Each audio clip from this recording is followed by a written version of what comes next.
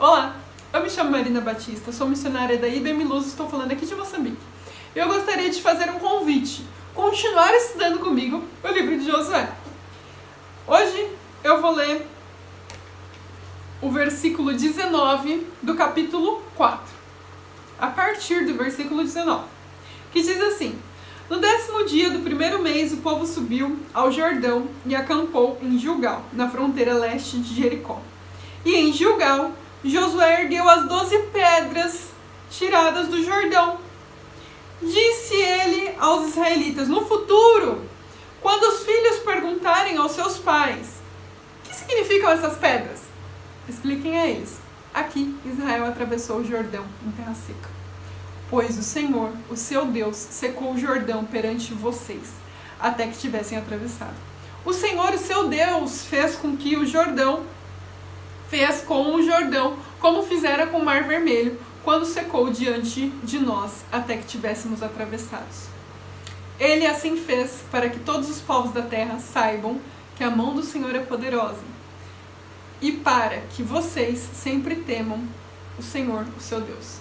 Que Deus abençoe essa palavra no meu e no seu coração.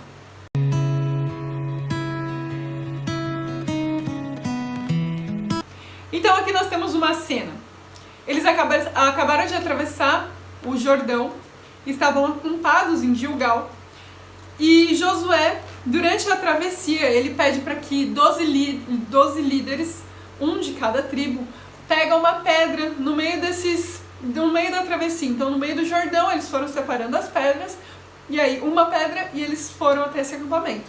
Quando chegou lá, Josué pegou e ergueu esse monte de pedras. E ele falou assim: isso daqui vai servir como um marco. Isso daqui vai servir como uma lembrança. Que quando seus filhos perguntarem: que pedras são estas? Vocês vão ter o privilégio de explicar para eles a história.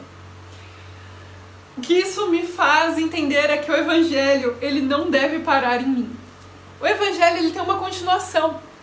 O Evangelho, ele não pode ter o fim em mim mesmo. Ele tem que ser proclamado, ele tem que ser anunciado, ele tem que ser pregado para os nossos filhos, para os nossos netos, para os nossos sobrinhos, para os nossos queridos mais novos. Ele precisa ser passado de geração em geração. Isso faz com que o Evangelho se torne eterno. Ele é passado de geração em geração. E aí quando você vê um marco, que hoje não temos mais as 12 pedras, ou se temos, não conseguimos ir lá para ver, mas nós temos outras referências. Às vezes você tem na sua vida uma geladeira, que foi uma bênção que Deus deu na sua casa. Ou uma cicatriz no seu corpo, que foi um milagre que Deus te curou. E através desses marcos, nós podemos contar a história para os mais novos.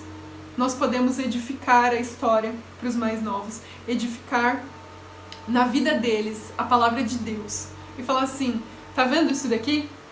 Tá vendo essa cicatriz? Foi um marco. Deus me curou. E o mesmo Deus que me curou pode te curar. E assim por diante. E assim você pode proclamar e falar do amor de Deus para a vida daquela criança. Então, o Evangelho, ele não para em nós. Eu gostaria de orar por você.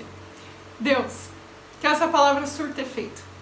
Que todos que assistirem esse vídeo possam entender que o Evangelho não deve parar em nós mesmos, que o Evangelho tem que ser proclamado para os mais novos, tem que ser anunciado para as crianças. Em nome de Cristo Jesus, que o Evangelho não pare em mim, que não pare nas pessoas que estão assistindo esse vídeo. Em nome de Jesus, amém. Beijo a todos.